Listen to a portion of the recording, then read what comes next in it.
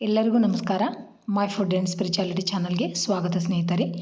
ಗಜಾನನಂ ಭೂತಗಣಾದಿ ಸೇವಿತಂ ಕಪಿತ್ತ ಜಂಬೂ ಫಲಸಾರ ಭಕ್ಷಿತಂ ಉಮಾಸುತಂ ಶೋಕ ವಿನಾಶ ಕಾರಣಂ ನಮಾಮಿ ವಿಘ್ನೇಶ್ವರ ಪಾದ ಪಂಕಜಂ.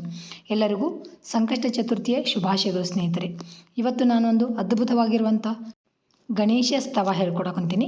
ಭಾಳ ಚಂದ ಅದ್ಭುತವಾದಂಥದ್ದು, ಸಕಲ ಇಷ್ಟಾರ್ಥಗಳನ್ನು ಸಿದ್ಧಿ ಮಾಡ್ತೈತಿ. ತಪ್ಪದೆ ಎಲ್ಲರೂ ಹೇಳ್ಕೊರಿ. ಮನೆಯೊಳಗೆ ಮಕ್ಕಳಿದ್ರೆ ಮಕ್ಕಳನ್ನು ಕರ್ಕೊಂಡು ಕೂತ್ಕೊಂಡು ಹೇಳ್ರಿ ಅಥವಾ ಕೇಳ್ರಿ.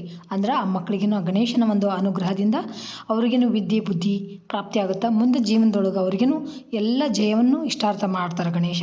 ಬರೀ ಸ್ತೋತ್ರ ಯಾವ ಥರ ಐತೆ ಅಂತ ನೀವು ನೋಡಿ ಹೇಳ್ಕೊರಿ. ಶ್ರೀ ಗಣೇಶ ಸ್ತವ. ಅಜಂ ನಿರ್ವಿಕಲ್ಪಂ ನಿರಾಕಾರಮೇಕಂ ನಿರಾನಂದಮಾನಂದಮದ್ವೈತಪೂರ್ಣಂ ಪರಂ ನಿರ್ಗುಣಂ ನಿರ್ವಿಶೇಷಂ ನಿರೀಹಂ ಪರಬ್ರಹ್ಮರೂಪಂ ಗಣೇಶಂ ಭಜೇಮ. ಗುಣಾತೀತಮಾದ್ಯಂ ಚಿದಾನಂದರೂಪಂ ಚಿದಾಭಾಸಕಂ ಸರ್ವಗಂ ಜ್ಞಾನಗಮ್ಯಂ ಮುನಿಧ್ಯೇಯಮಾಕಾಶರೂಪಂ ಪರೇಶಂ ಪರಬ್ರಹ್ಮರೂಪಂ ಗಣೇಶಂ ಭಜೇಮ. ಜಗತ್ಕಾರಣಂ ಕಾರಣಜ್ಞಾನರೂಪಂ ಸುರಾದಿಂ ಸುಖಾದಿಂ ಗುಣೇಶಂ ಗಣೇಶಂ. ಜಗದ್ವ್ಯಾಪಿನಂ ವಿಶ್ವವಂದ್ಯಂ ಸುರೇಶಂ ಪರಬ್ರಹ್ಮರೂಪಂ ಗಣೇಶಂ ಭಜೇಮ. ರಜೋ ಯೋಗತೋ ಬ್ರಹ್ಮರೂಪಂ ಶ್ರುತಿಧ್ಯಂ ಸದಾ ಕಾರ್ಯಸಕ್ತಂ ಹೃದಾ ಚಿಂತ್ಯರೂಪಂ.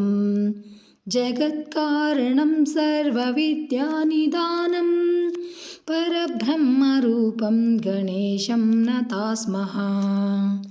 ಸದಾ ಸತ್ವಯೋಗಂ ಮುದ್ರಾ ಕ್ರೀಡಮಾನಂ ಸುರಾರಿನ್ ಹರಂ ತ್ವಂ ಜಗತ್ಪಾಲಯಂತಂ. ಅನೇಕಾವತಾರಂ ನಿಜ ಅಜ್ಞಾನಹಾರಂ ಸದಾ ವಿಷ್ಣುರೂಪಂ ಗಣೇಶಂ ನಮಾಮಃ.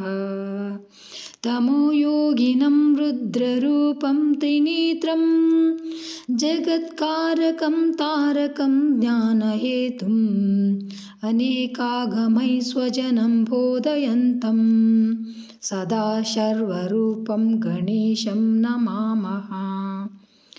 ತಮಸ್ತೋಮಹಾರಂ ಜನಜ್ಞಾನಹಾರಂ ತ್ರಯೀವೇದಸಾರಂ ಪರಬ್ರಹ್ಮಪಾರಂ ಮುನಿಜ್ಞಾನಕಾರಂ ವಿದೂರೇ ವಿಕಾರಂ ಸದಾ ಬ್ರಹ್ಮರೂಪಂ ಗಣೇಶಂ ನಮಾಮಃ. ನಿಜೈರೋಷಧಿಸ್ತರ್ಪಯಂತಂ ಕಶಾಪೇ ಸುರೋಘಾನಕಲಾಭಿಃ ಸುಧಾಶ್ರಾವಿಣೀಭಿಃ. ದಿನೇಶಾಂಶು ಸಂತಾಪಹಾರಂ ದ್ವಿಜೇಶಂ ಶಶಾಂಕಸ್ವರೂಪಂ ಗಣೇಶಂ ನಮಾಮಃ. ಪ್ರಕಾಶಸ್ವರೂಪಂ ನಭೋ ವಾಯುರೂಪಂ ವಿಕಾರಾದಿಹೇತುಂ ಕಲಾಕಾಲಭೂತಂ.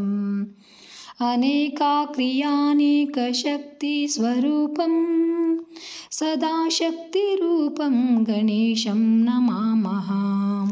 ಪ್ರಧಾನಂ ಸ್ವರೂಪಂ ಮಹತ್ವತ್ವರೂಪಂ ಧರಾವಾರಿರೂಪಂ ದಿಗೀಶಾದಿರೂಪಂ ಅಸತ್ಸತ್ವರೂಪಂ ಜಗದ್ಧೇತುಭೂತಂ ಸದಾ ವಿಶ್ವರೂಪಂ ಗಣೇಶಂ ನತಾಸ್ಮಃ. ತ್ವದೀಯೇ ಮನಸ್ತಾಪಯೇಧಂ ಗ್ರೀವುಗ್ಮೇ ಜನೋ ವಿಘ್ನಸಂಘಾತ ಪೀಡಾಂ ಲಭೇತ್. ಲಸತ್ಸೂರ್ಯಬಿಂಬೇ ವಿಶಾಲೇ ಸ್ಥಿತೋऽಯಂ ಜನೋಧ್ವಾಂತ ಪೀಡಾಂ ಕಥಂ ವಾ ಲಭೇತ್.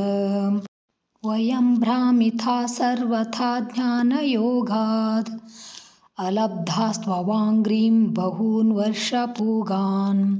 ಇದಾನೀಮವಾಪ್ತಾಸ್ತವೈವ ಪ್ರಸಾದಾತ್ ತ್ವ ಪ್ರಪನ್ನಾನ್ ಸದಾ ಪಾಯಿ ವಿಶ್ವಾಂಭರಾಧ್ಯ.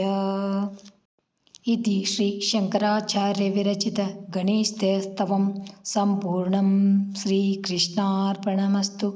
ನೋಡಿದ್ರಲ್ಲ ಸ್ನೇಹಿತರೆ, ಎಷ್ಟು ಅದ್ಭುತವಾದಂಥ ಒಂದು ಗಣೇಶ ಸ್ತವ ಅಂತ. ನೀವು ಹೇಳಿ ಆ ಗಣೇಶನ ಕೃಪೆಗೆ ಪಾತ್ರ ಆಗ್ರಿ. Thanks for watching. ಎಲ್ಲರಿಗೂ ನಮಸ್ಕಾರ. ಜೈ ಶ್ರೀ ಕೃಷ್ಣ.